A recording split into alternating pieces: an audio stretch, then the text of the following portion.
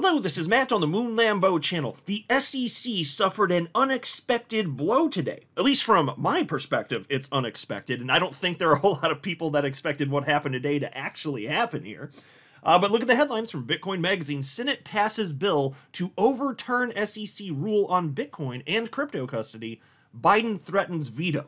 So I'd be a little bit more excited if Biden weren't so anti-crypto and trying to ruin our opportunities to achieve life-changing wealth. Definitely would be a little bit more optimistic. So given that Biden has threatened to veto this, what are the odds this actually gets through? I'll be talking about that. I also have perspective from multiple people, including attorney John Deaton and attorney James Murphy. And I'll share with you my thoughts along the way, including something that I posted earlier this afternoon. And just a friendly heads up, I decided I'm not going to censor myself. I used a couple of naughty words. So if there's kids in the room, you know, earmuffs when we get to that part, or just listen to this video later, or maybe you're a bad parent and you don't care. I'm kidding, I'm not judging you, but you are bad. Before going further, I do want to be clear, I do not have a financial background of any kind. I am not offering financial advice, and you definitely should not buy or sell anything because of anything I say or write. I'm just an enthusiast who enjoys making YouTube videos about crypto-related topics, but just as a hobby and just for fun. And as far as what I wrote, it's actually not that bad. Yeah, a couple of naughty words, but it's, you know, it's NBD, you know? I just pour a little crushed red pepper on top of a tweet, make it a little bit spicy. That's all that happened here. So quickly, as just a quick table setting here, you know, on May 8th, we got this headline: House votes to nullify SEC's anti-crypto banking guidance, SAB 121. So it's basically the SEC going beyond the type of policy that they could implement by these means, because it's basically, I'll say it like this. Typically, when you have you want to implement policy that is this far-reaching, you would go through a different process and you'd have a feedback period, this and that. But instead, the SEC issued I think it's SAB, I believe it's Staff Accounting Bulletin, which is supposed to be for smaller implementations of policy, certainly not of this magnitude, but they figured this would be an easier way to push through nonsense that they shouldn't. And many in the House had already claimed that what Gary Gensler's SEC was doing is actually illegal. And so the House actually did vote to nullify this thing. And here are the votes on the screen. You can see Republicans 207 voted to get rid of SAB 121, which is anti-crypto. Only 21 Democrats wanted to get rid of it. The other 182 Democrat votes wanted to keep Gensler's nonsense in place, because unfortunately this is highly partisan. Nonetheless, there were certain, credit where it's due, some Democrats did cross party lines in the House and in the Senate. So again, credit where it's due. In fact, the degree to which this passed is pretty freaking impressive, considering the gridlock you typically see in the House and the Senate, in particular the Senate. This is impressive. So check this out. Here's how the piece reads from Bitcoin Magazine. Moments ago, the Senate passed legislation HJ Res 109 that would overturn the SEC Staff Accounting Bulletin, SAB, number 121, preventing highly regulated financial firms from custodying Bitcoin and other cryptocurrencies. The legislation passed with a vote of 60 to 38, demonstrating bipartisan support for the measure. And okay, it's fine. Call it bipartisan, because it is true that there were some Democrats, and get credit where it's due, they crossed party line. But I do want to point out that, you know, there are just a handful of Democrats that did this. Most, I think it was 12. Most Democrats do want to keep this in place in the House and in the Senate. So it's very clear that even though you could, fine, call it bipartisan if you want to, I want to make it very clear here, because people need to be aware of this. Crypto shouldn't be partisan, but it has become that. The politicians have made crypto partisan. And it is the case that the vast majority of those in power in the Republican Party are pro-crypto and vote accordingly. That is not true of Democrats. The vast majority of Democrats in the House and in the Senate are anti-crypto and want Gensler to keep doing what he's doing. You need to be aware of that when you're voting. So if you want to vote for that, go for it. I'm not telling you how to vote. I am not going to do that. I just want you to be aware that if you're voting for some of these individuals, It is unquestionably against your financial well-being as it pertains to crypto specifically. Now, if you have other issues that are of paramount importance, I respect that. That's fine. Go, just do what you want to do. Just be informed and know what you're doing. Anyway, the piece continues. The resolution, which had already passed the House last week, aims to dismantle SAB 121. This bulletin imposes stringent restrictions on financial institutions, effectively barring them from acting as custodians for digital assets such as Bitcoin. Under the Congressional Review Act, HJRES 109 seeks to remove these roadblocks, thereby enabling highly regulated financial firms to offer custody services for Bitcoin and other cryptocurrencies. So that's it in a nutshell. That's the important part. That's what you need to know. Take a look at this for May 8th, though. Statement of Administration Policy from the Executive Office of the President. I'm not going to read this whole thing here, but I'll read the top part, I suppose. The administration strongly opposes passage of HJRES 109, which would disrupt the Securities and Exchange Commission's work to protect investors, that's what they're calling it, in crypto asset markets and to safeguard the broader financial system. So, folks, do you feel like this is protecting you by limiting banks from, make it basically effectively impossible for banks to custody crypto for you? Do you feel safer? Obviously not. This is awful and disgusting. And you can see at the bottom here, if the president were presented with HJRES 109, he would veto it. And he's going to be presented with it. So the way that it works in the United States, and I know not everybody's in the United States, but first when a bill is introduced, it must be passed in the House, then it goes to the Senate, and if it's passed there, then it goes to the president's desk to either be signed or vetoed. Now, what if President Biden vetoes this, which is the thread on your screen for May 8th? I mean, he could sign it. I'm not optimistic. He could, though, you know.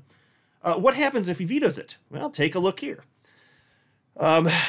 If the president vetoes the bill, it is sent back to Congress with a note listing his/her reasons. The chamber that originated the legislation can attempt to override the veto by a vote of 2/3 of those present. If the veto of the bill is overridden in both chambers, then it becomes law. Okay, so Biden, I think he's going to veto the damn thing. I'd be happy to be wrong. Would be thrilled to be wrong about this. He already threatened it. I think he's actually going to follow through with this. And if that happens, are you then going to get 2/3 of the votes in the Senate? Again, 60. Happy to see 60. In the past, the Senate was 60. Okay, I don't think you're going to get more Democrats on board. I just don't think it's going to happen. I don't think you're going to get that 2/3. So once he vetoes this, which I think is a virtual certainty, and I hope I'm wrong, this goes back, and then nothing ultimately happens. So that sucks. But isn't it very clear the degree to which the House and Senate are disgusted by Gensler's SEC? Isn't that something? It's incredible. Like, they can see, broadly speaking, these politicians can see the assault that Gensler has against against crypto, which is wholly unfounded and completely unreasonable. And it's outside the power that has been bestowed upon the SEC by Congress. So here's a post from Alexander Grieve, who is government affairs at Paradigm, and he lists, I'm not going to read them all, but here are the Democrats that went against the White House, which is pretty incredible. And he said, first standalone crypto bill ever to pass both chambers of Congress. So that's historic in and of itself here. And I was surprised to see Schumer was one of them. How about that? That was reposted by Hunter Horsley, who is our Horsley. That's yeah, it's probably not Horsley. Anyway, here you can see he's the CEO of Bitwise Invest, and Bitwise, of course, has a spot Bitcoin ETF they offer. And so he wrote, today is a historic day. It's bigger than SAB 121 itself. It's a day that delivered a clear message. U.S. lawmakers want to foster sensible development of crypto in the United States, not some lawmakers, the majority. 2024 is the beginning of the mainstream era. Here's what Attorney John Deaton had to say. I am very proud to be one of the first to call out the SEC's gross overreach. I sued the SEC on behalf of individual users and investors on January 1st, 2021. Obviously, I'll pause note, he's referencing obviously the SEC v. Ripple case. And then he says today, the Senate reached a bipartisan supermajority with 60 yes votes on SAB 121, a resounding rebuke of the SEC's overreach. Senator Elizabeth Warren was just proven to be on the wrong side of the law. That's for damn sure. Here's a post from attorney James Murphy, known as Meta Lawman on X. Senate Majority Leader Schumer votes yes on repeal of SAB 121 in defiance of President Biden veto threat. This is a blow to the authority and influence of the Warren-Gensler-Biden alliance. Is it possible that a crypto market structure bill could actually pass Congress this year? Here's another post from him. SAB 121 is going down in flames in the Senate. Add this to the ignominious legacy of Gary Gensler. It's quite a record. And he's got several bullet points here. Pervasive misconduct, demonstrating a pattern of organizational bad faith, implicating the commission itself. And he's talking about debt box. He put that in parentheses. Arbitrary and capricious decisions, in parentheses he wrote multiple because that happens again and again. No faithful allegiance to the law, that's the Ripple lawsuit, and that's a quote from Judge, I believe it was Judge Sarah Netber, not Torres, the magistrate judge. And then he wrote, illegally adopted staff accounting bulletin, and then parentheses he writes, crypto custody, and then etc. Spot on. Here's a post from Paul Graywall. He is the chief legal officer at Coinbase, and he said 60 yes votes, a bipartisan supermajority, and a resounding rebuke of SEC overreach and disdain for federal administrative law. The message from Congress is clear. Enough is enough. Yeah, and fair enough. And so, technically, yeah, bipartisan, but let's not pretend that there's a lopsided support for crypto from one party compared to the other. It is very lopsided. That message needs to be shouted. Instead, we're just pretending like it's a kumbaya moment. That's only partly true. It's not the full story. And so here's a post from Ripple's chief legal officer, Stuart Alderati. I'm a huge fan of his. He's saying something in line with what he said, a week or so ago when the House passed this repeal of SAB 121, and I was critical of him then, respectfully disagreeing with him. I don't think that the narrative he's painting here is quite precise or reasonable. Like that, you need to deliver a different message. So again, just gentleman's disagreement here, but he said, finally, something D's and R's, so of course Democrats and Republicans, can agree on. Gensler's unauthorized overreach when it comes to crypto will not be tolerated. But again, it was only 12 in the Senate and only 21 in the House on the Democrat side.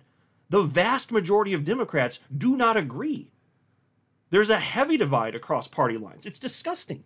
This should not be partisan. Call out the partisanship. That's my beef with what he had to say here. I just respectfully disagree on. I don't like the narrative because it's not sufficiently in line with what actually happened.